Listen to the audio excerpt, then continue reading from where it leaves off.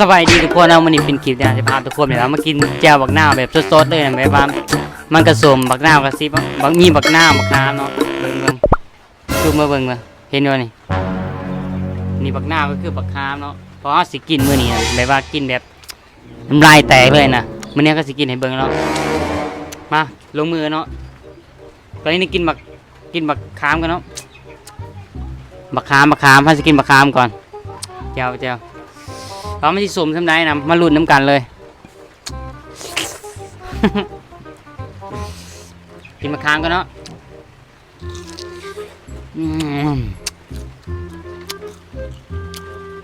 สมมาเลี้ยงมะขาม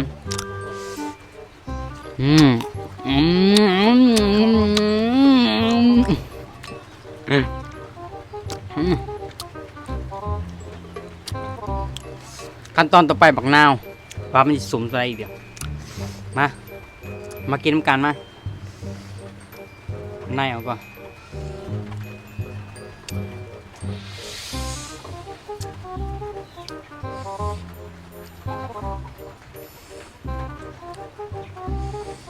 มาเด้อบักนาวเด้อวันนี้เด้อเราจะกินบักนาวให้เบิ่ง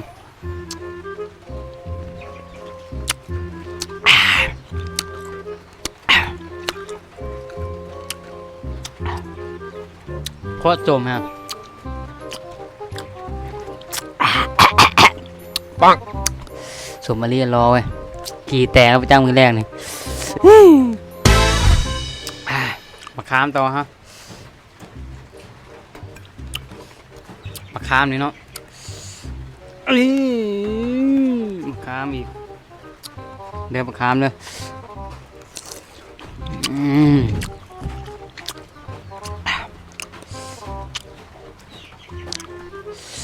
ยาวน้ำกินบักนาวคือสกีแต่เลยมื้อนี้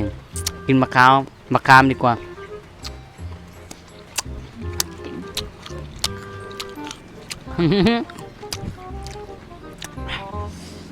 แช่งไหนบ่วะว้าส้มรู้สึกว่าอยากกินส้มนะวันนี้ก็เลยแบบว่ากินแจ่วแบบอังสีเนาะกิน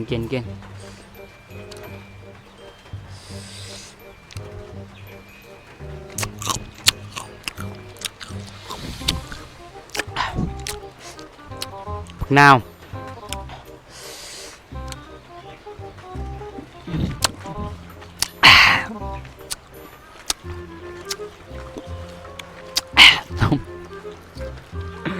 กินดีกว่า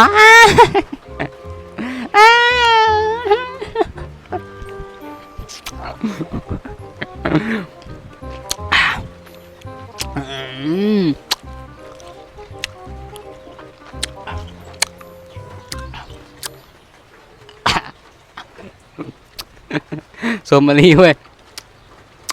ทุยมาขามเนี่ยแดงไปอีกมาขามเนี่ยแดงกันไป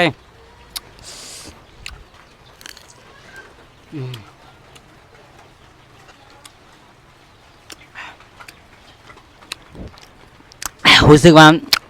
สมมาลีนะมันสมเป็นสมนะบักขามกับสมบักหน้ากับสมเนาะยังหน่อยหนึ่งเอากับที่พ่อในตอนนี้เนาะพ่อสำเร็จแล้วสมมาลีสุดยอดบักนาวหน่อยเดียว